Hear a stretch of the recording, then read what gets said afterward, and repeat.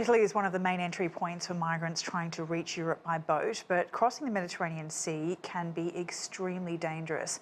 Helping discuss the issue is Patrick Taran. He's the president of Global Migration Policy Associates, a research policy and advisory institute based in Geneva, Switzerland. Thanks very much for your time. Firstly, tell us more about the circumstances in which migrants travel to Europe and how they go about doing so. Well, let's take a look at the people who are on this boat. It appears that most of them were from Afghanistan, others from Iran and from Somalia. And I don't think I need to say much about the situation in Afghanistan and how terrible it is and how motivating facing threats to your life and well-being is for people to leave their country. And similarly, Somalia, and for some people, the same is true in Iran and other countries that are the source or the origin of people who are on some of the boats crossing the Mediterranean. And I think what I would underline is when you've got to leave, you've got to leave. And if you go to a neighboring country like Turkey that refuses to recognize you as a refugee or to provide safe haven, where do you go? You can't go, and there's no safe haven in other surrounding or nearby countries like Syria, Russia, Iran, for that matter, and so on, or Central Asian countries. And this is a very regular crossing for migrants. For many people in Your line is cutting up a little bit. Sorry to interrupt you. I'll just continue on. This is a very regular crossing for migrants. Of course, when the Syria crisis, the beginnings of the Syria crisis were happening, we saw migrant crossings every day in the news media. But this incident has now reopened that debate in a sense on migration in Italy and Europe. Of course, Italy itself has recently elected a right-wing government, and that's introduced tough new laws for migrant charities. Can you tell us about how these laws are impacting the rescues and how it might have played a role in the lives lost from this particular crossing?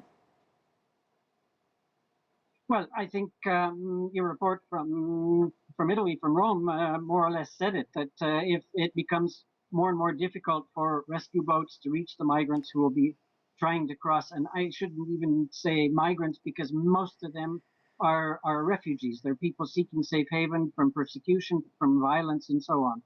The challenge is that if it becomes more difficult to rescue them, it's not that people are going to go back to what might be held for them. It's that they're going to end up, as some have, dying in the small boats that aren't rescued or in dire situations. And I think the assessment by the United Nations that making it tougher to rescue people is only going to be similar to making it tougher for firemen to rescue people from buildings or rescue people to get people out of the way of rising waters in massive flooding.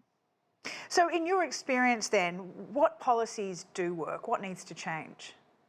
Well, I think we've got to step back and look at the bigger picture. That number one, situations are getting worse in a number of countries, and the responses to, for example, provide humanitarian aid, to ensure that human rights are respected and so on, really aren't being implemented either by Western countries or in many cases by countries themselves. It's by governments of countries themselves. I think in the bigger picture, the question is encouraging respect for human rights. It's ensuring that people have the opportunity to have employment. That means also providing for investment and for job-rich development in countries.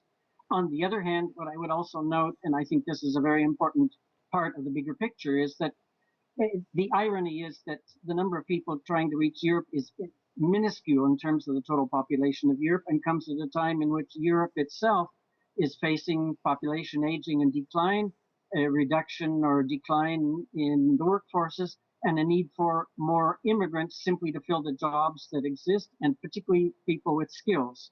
And if they don't come with skills, well, maybe it's a question of providing opportunities to train those people in skills, as Germany did with many of the people who came during the spike in influxes in 2015 and 2016.